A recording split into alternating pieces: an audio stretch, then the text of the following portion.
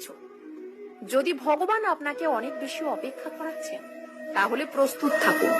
তিনি আপনাকে যা চেয়েছেন তার চেয়ে অনেক বেশি দিতে চলেছেন। জীবন নিয়ে বেশি ভাববেন না।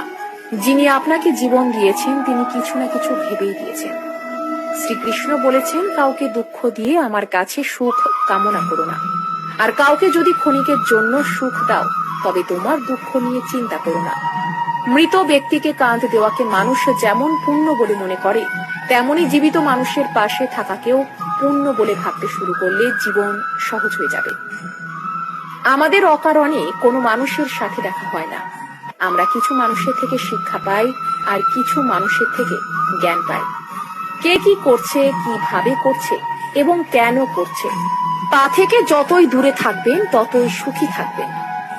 আপনি হাসতে থাকলে পৃথিবী আপনার সাথে থাকবে, নইলে চোখের জল তো চোখেই ঠাঁই পায় না।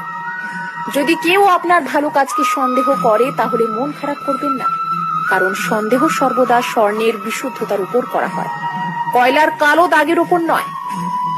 মনের শান্তি জীবনের সব থেকে বড় উপার্জন। উপদেশ, সঙ্গ এবং সময় কাউকে না চাইতে দিলে লোকেরা প্রায়ই সেগুলোকে সস্তা